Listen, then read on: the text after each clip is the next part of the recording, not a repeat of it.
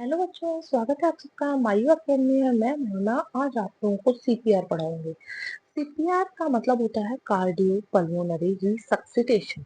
अच्छा, मैं आपको एक बात बताना चाहूंगी कि आज ये एक आपको ऐसी वीडियो मिली है, आपके ऐसी वीडियो हाथ लगी है, इसमें आपको सीपीआर के से रिलेटेड जितने भी डाउट्स हैं वो सब क्लियर हो जाएंगे।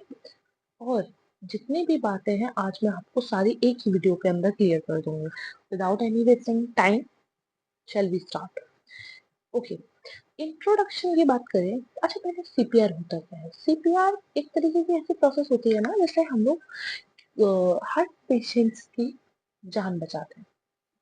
ठीक, अब सीपीआर करते कैसे हैं, क्या प्रोसीजर रहता है, किस किस समय कर सकते हैं, क्या क्या वाइटल्स लगते हैं, किन बातों को ध्यान में रखा जाता है, वो सारी बातें मैं इस वीडियो में आप लोगों से करने वाली हूँ। तो इंट्रोडक्शन पर आते हैं। सीपीआर एक लाइफ सॉल्विंग प्रोसेस है इन विच हार्ट, देखिए, हाँ, in which heart is pumped by compression so that blood on reach on the brain। अच्छा, इसमें क्या करता है, एक इस तरीके की प्रोसेस होती है जिसमें जो मतलब जैसे हार्ट है आपका, ठीक है, वो मतलब ब्रेन तक ब्लड नहीं पहुंचा पा रहा है, उसी कंडीशन पे हम लोग सीपीआर प्रोसेस करते हैं। ठीक है, जैसे मैंने यहाँ ब्रेन बताया हुआ है, if O2 is not reach to the brain then brain is dead. अगर O2 नहीं पहुंचेगा ब्रेन तक तो ब्रेन जो है वो डेड हो जाएगा। It is done. अच्छा ठीक है, अगर किसी को जैसे हार्ट अटैक आया है, ये हार्ट अटैक की पोजीशन में ज्यादातर करते हैं। अगर किसी को हार्ट अटैक आया हुआ है तभी करते हैं। और कितनी देर में, अगर आप लाइफ सेविंग प्रोसीजर रहेगा विद इन 4 मिनट्स, अगर आप 4 मिनट के अंदर ये प्रोसीजर कर लेते हैं देन आप पेशेंट की जान बचा सकते हैं। तो ये बहुत ज्यादा इंपॉर्टेंट टॉपिक रहता है सीपीआर। ठीक है, ध्यान से पढ़िएगा, आगे की बातों को ध्यान से देखिएगा। अच्छा, इसको हम लोग बीएलसी बोलते हैं, बीएलएस। बीएलएस का मतलब होता है बेसिक लाइफ सपोर्ट। ठीक है, सीपीआर को हम लोग बेसिक लाइफ सपोर्ट कह सकते हैं। ये एक स्किल बेस्ड है, मतलब विदाउट स्किल्स आप कैसे परफॉर्म करेंगे सीपीआर को, लेकिन हर कोई कर सकता है, इसमें किसी को मेडिकल इंस्ट्रूमेंट की आवश्यकता नहीं रहती है। एसीएलसी का मतलब होता है एडवांस कार्डिक लाइफ सपोर्ट। मतलब सीपीआर प्रोसीजर आजकल करा रहे हैं ना लोग, जैसे हॉस्पिटल के अंदर अगर किसी को ऐसा होता है तो एक तरीके का आपको मशीन वगैरह, अगर आपने वीडियोज में भी देखा होगा या गूगल पे अगर आप सर्च करते हैं एसीएलसी, तो आपको पता चलेगा कि एडवांस तरीके से, मतलब कि मशीन के द्वारा किस तरीके से सीपीआर प्रोसीजर किया जा रहा है। इंडिकेशन की बात करें तो सीपीआर में कार्डिक अरेस्ट, जाहिर सी बात है, मैंने अभी आपको बताया, जब दिल का दौरा पड़ता है, हार्ट अटैक की कंडीशन आ जाती है तभी करते हैं। रेस्पिरेटरी अरेस्ट, रेस्पिरेशन बंद हो गई है तब करते हैं, कि अगर किसी को सांस लेने में ही दिक्कत हो रही है तो। ठीक है, बट रेस्पिरेशन में एक प्रॉब्लम रहती है। इन रेस्पिरेशन अरेस्ट में आपको ये देखना है कि प्यूपिल डायलेट हो जाए, उसके बाद ही हम लोग करेंगे, जिसकी वजह से सेरेब्रल हाइपोक्सिया होगा, CO2 अपसेंट हो जाएगी ब्रेन में। अगर प्यूपिल डायलेट हो गई है तो प्यूपिल का साइज, अच्छा हाँ, आप लोगों को ये पता होना चाहिए कि प्यूपिल डायलेट का मतलब क्या होता है। मतलब प्यूपिल जो है, प्यूपिल होता कहाँ पे, जब प्यूपिल आई के अंदर प्रेजेंट होता है, वो ब्लैक कलर का जो दिखाई देता है उसको हम लोग प्यूपिल कहते हैं। ठीक है, वो साइज में अगर आपको बड़ा बड़ा दिखाई देने लगता है तो आप ये समझ जाइए कि ब्रेन तक जो है वो ऑक्सीजन नहीं पहुंच पा रही है। ठीक है, अच्छा, आप बात करते हैं वाइटल साइंस के बारे में। देखिए ध्यान से, एडल्ट यूनिट चिल्ड्रन इमरजेंसी मैंने दिखा रखा है आपको। Temperature, pulse, respiration, respiration temperature, BP, point 5 vital होते हैं। अच्छा, नॉर्मल हम लोग बात करते हैं, वाइटल साइन 5 तरीके के होते हैं: BP, pulse, temperature, respiration rate and pain. Pain is the fifth vital sign. ठीक है, अच्छा, ये एक्स्ट्रा होता है, पेन जो है वो अनकॉन्शियस पेशेंट नहीं बता सकता, इसलिए हम लोग इसको फिफ्थ वाइटल साइन कहते हैं। कॉन्शियस पेशेंट तो बता देगा, अनकॉन्शियस पेशेंट के लिए आपको क्या करना होगा, प्यूपिल का रेस्पॉन्स चेक करना पड़ेगा। कोई अनकॉन्शियस पेशेंट है, आपको कैसे पता चलेगा? अगर आप प्यूपिल देखोगे वो डायलेट हो चुका होगा, डायलेट का मतलब प्यूपिल जो है साइज में बड़ा हो चुका होगा। समझ में आ गई इतनी बात? कोई दिक्कत परेशानी नहीं होनी चाहिए। अच्छा, अब सीपीआर के स्टेप्स की बात कर लेते हैं, ये ज्यादा जरूरी है, आप ध्यान से सुनेगा, इससे क्वेश्चंस भी पुट अप किए जाते हैं, और जिसको समझना है वो भी समझ सकते हैं आराम से, कोई परेशानी वाली बात नहीं। अच्छा, मेनली इसका फर्स्ट स्टेप होता है सीन सेफ्टी। आपको साइड देखने की जरूरत है। आपके आसपास क्या हो रहा है, सबसे ज्यादा जरूरी यही है। अब अब आप सोचिए, आप देख रहे हैं कि आग लग गई, आग लगने के बाद कोई कूद जाए कि हम तो भाई सीपीआर देंगे, पहले खुद की भी सुरक्षा करने की जरूरत है। क्या पता वो तो मर ही गया, आप सीपीआर देते रह गए और आग लग गई, आप भी मर गए। तो इसलिए फर्स्ट स्टेप क्या होता है, सीन सेफ्टी। आपको सबसे पहले क्या करना है, where the place it is, आपको देखना है कहाँ आदमी, रोड पे तो नहीं चल रहा, रोड क्रॉसिंग पे गिर गया हो, या देख लो आप लोग कैसे सेफ्टी के साथ में प्रोसीजर को इम्प्लीमेंट करना है। Check the place, if the place is secure then give CPR, अगर प्लेस सही है तभी आपको सीपीआर कंडक्ट करना है। एंड देन आप सेकंड स्टेप की बात करेंगे तो चेक रेस्पॉन्स, रेस्पॉन्स आपको चेक करना बहुत ज्यादा जरूरी है। अच्छा, रेस्पॉन्स चेक करेंगे कैसे, रेस्पॉन्स चेक करेंगे first tapping the shoulder, shoulder पर टैप करेंगे। उसके बाद क्या बोलेंगे, आर यू ओके, मतलब क्या तुम ठीक हो, क्या तुम ठीक हो, क्या तुम ठीक हो। अगर बोले हाँ मैं ठीक हूँ, तो केवल फर्स्ट एड देना है, उसमें सीपीआर नहीं देना। लेकिन अगर वो नहीं बोलेगा तब आपको सीपीआर देना है। दूसरा आप क्या काम करेंगे, अगर वो नहीं भी बोलता है तो उसके तुरंत बाद सीपीआर नहीं देना है, उसके बाद आपको रेस्पिरेशन चेक करना है। अच्छा, रेस्पिरेशन चेक कैसे कर सकते हैं, respiration, look, listen and feel, ये तीन बातें बहुत ज्यादा इंपॉर्टेंट रहती हैं रेस्पिरेशन में। लुक, लिसन एंड फील, देखो, रेस्पिरेशन चेक करो और महसूस करो। वो कैसे करेंगे, देखेंगे क्या आप लोग, चेस्ट के कंप्रेशन को देखेंगे। नॉर्मल आदमी लेटा होगा तो उसका चेस्ट हो रहा होगा up and then down, up and then down.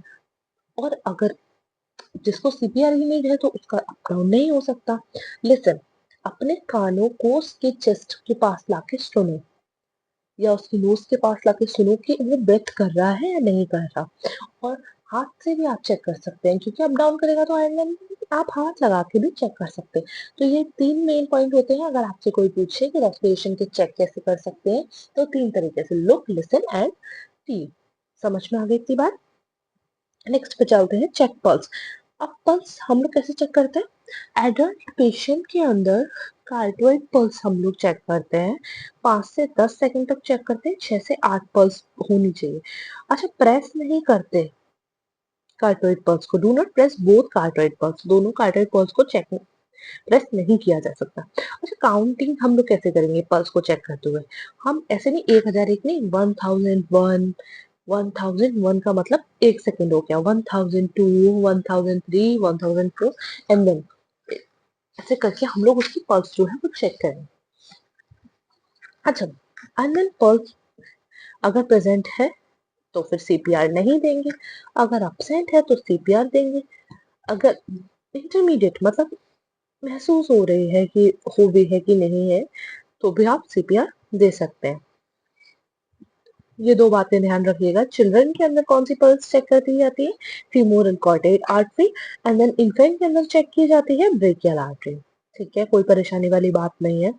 अच्छा, and then call for help, आपने इतना सब रेस्पिरेशन चेक कर लिया बंदे का, लुक, लिसन एंड फील कर लिया, सीन सेफ्टी देख ली, सीपीआर परफॉर्म्ड हो गया, एंड देन अब अगर आपने जान बचा भी ली है तो भी आप हेल्प, मदद की जरूरत करेंगे, मदद मांगेंगे। प्लीज कम विद एईडी, ताकि कोई ऑटोमेटेड एक्सटर्नल डिफिब्रिलेटर लेकर आए, यानी कि जो मशीन्स वगैरह होती हैं उनके पास वो लेकर आए, उसे हम लोग एईडी बोलते हैं, ताकि उसका बेहतर इलाज हो सके। अच्छा, फोर्थ स्टेप होता है कंप्रेशन प्रोसेस इज, अच्छा कंप्रेशन कैसे दिया जाता है, CAB इसका फॉर्मूला रहता है, सर्कुलेशन, एयरवे एंड ब्रेथिंग। इस तरीके से हम लोग कंप्रेस देते हैं। ठीक है, पहले सर्कुलेशन करेंगे, फिर एयरवे करेंगे, फिर ब्रीथिंग करेंगे। साइट कैसे हो सकती है, साइट तो सबको नॉलेज होगा, फ्लाइट सुपाइन मतलब सीधा ले डाल देंगे। ठीक है, अच्छा, एक सेकंड बच्चों, हाँ दिखाते हैं। साइट, चिल्ड्रन और एडल्ट के अंदर वी पॉइंट और sternum, children in and in adult में जीफॉइड स्टर्नम और लोअर स्टर्नम को देखते हैं। इन्फेंट के अंदर कहाँ पर देखेंगे, उनकी साइट कहाँ होगी इन्फेंट में, निप्पल लाइन के नीचे, स्लाइटली लेफ्ट फ्रॉम स्टर्नम, जो स्टर्नम के बिल्कुल बगल से होती है। समझना कि स्टर्नम एक बोन का नाम है। मैं दोबारा बताती हूँ, आपको नहीं समझ आया हो तो। चाइल्ड और एडल्ट के अंदर कौन सा हम लोग पार्ट देखेंगे, मतलब पोजीशन साइड के बारे में बात हो रही है, तो जी पॉइंट स्टर्नम एक बोन टाइप की बोन होती है, जो बिल्कुल दो लंग्स के बीच में होती है, स्टर्नम ऐसे करके, ठीक है। और लोअर स्टर्नम ऊपर की ओर और नीचे की ओर देखेंगे। पर इन्फेंट के अंदर कहाँ देखेंगे, जहाँ निप्पल की लाइन होती है ना, वहां उसके बिल्कुल निप्पल के लाइन के बिल्कुल साइड से, मतलब लेफ्ट फ्रॉम स्टर्नम, जहाँ स्टर्नम होगी उसके बिल्कुल लेफ्ट साइड में, ठीक है। बोथ हैंड यूज पाम, दोनों हाथों को आपको यूज करना है, मतलब ये साइट है भाई, साइट मतलब अब मैं आपको ये प्रोसीजर समझा रही हूँ कि करेंगे कैसे, सीपीआर परफॉर्म कैसे करेंगे। पहले सुपाइन पोजीशन में डाल दिया, एडल्ट के अंदर जीफर्ड स्टर्नम पर, लोअर स्टर्नम पर, इन्फेंट में मैंने आपको बताया कि लेफ्ट फ्रॉम स्टर्नम, दोनों हाथों को यूज करेंगे पाम का। एडल्ट के अंदर, चिल्ड्रन के अंदर केवल एक हाथ का यूज करेंगे, और न्यू बॉर्न में सिर्फ दो फिंगर का यूज करेंगे, या फिर दो थंब का यूज करेंगे। समझ गए? Two hands, only one hand, and then two fingers या टू थंब। कंप्रेशन का रेशियो बहुत ज्यादा इंपॉर्टेंट है, ये याद रखना है। एडल्ट के अंदर कंप्रेशन 30:2 होता है। अच्छा, 30:2 का मतलब ये होता है कंप्रेस, मतलब प्रेस करना, कंप्रेस करना। ब्रेथ 2, मतलब 30:2, 30 बार कंप्रेस करेंगे एंड देन 2 बार ब्रीथिंग करेंगे। समझ गए? 30:2 always, whenever rescuer is one or two, चाहे बचाने वाला एक आदमी हो या दो आदमी हो, हमेशा बड़ों के अंदर 30:2 ही रहेगा। मतलब 30 बार कंप्रेस एंड 2 बार रेस्पिरेट, मतलब एयर मतलब कंप्रेशन, मतलब ब्रेथ करेंगे मुंह में, मतलब सांस देंगे, आम भाषा में बोले तो, चाहे बचाने वाला एक आदमी हो या दो। अच्छा, इन्फेंट के अंदर क्या करेंगे, इन्फेंट में एक रेस्क्यूअर है तो 30:2, अगर दो रेस्क्यूअर है तो 15:2। मतलब अगर दो आदमी बचाने वाले हैं तो एक आदमी 15 बार देगा, क्योंकि एक हाथ से देना है, एक हाथ से 15 बार देगा, और 2 बार ब्रेथ करेगा। लेकिन अगर एक आदमी है देन तो 30 बार एक ही आदमी देगा, दो है तो 15 बार, एक है तो 30 बार। समझ गए? अगर न्यू बॉर्न है तो सिर्फ 3:1 रहता है, यानी कि 3 बार कंप्रेस करेगा और एक बार ब्रीथिंग करेगा। समझ गए? Rate of compression 100 to 120 compression पर मिनट। समझ में आ गया? कंप्रेशन की रेट 100 से 120 कंप्रेशन पर मिनट होनी चाहिए। डेप्थ की बात करो तो एडल्ट के अंदर 2 से 2.5 इंच, चाइल्ड के अंदर 1.5 से 2 इंच, एंड इन्फेंट के अंदर 1 से 1.5 इंच तक होनी चाहिए। न्यू बॉर्न की बात करो तो 0.5 से 0.75 इंच तक होनी चाहिए। अच्छा, हाँ, इसको देख लेते हैं, पूरा मैं आज ही खत्म कराने वाली हूँ, तो थोड़े से वीडियो लंबी हो जाएगी, तो इरिटेट मत होइएगा, समझ लीजिएगा, इंपॉर्टेंट बातें हैं। आज मैं खत्म कराना चाहती हूँ ताकि हम लोग नेक्स्ट कोड ऑफ एथिक्स पढ़ेंगे नेक्स्ट क्लास के अंदर। तो मैं बताती हूँ आपको चेक एयरवे कैसे करते हैं। ओपनिंग माउथ, मुंह खोले। रिमूवल ऑफ एनी पार्टिकल, अगर उसने कुछ पहना हुआ है या मुंह में कुछ है तो उसको निकालिए। ओपनिंग ऑफ माउथ, मुंह को खोलना। मैनुअल, उसके मैनुअल को माफ करिएगा, 1 सेकंड रुकिए।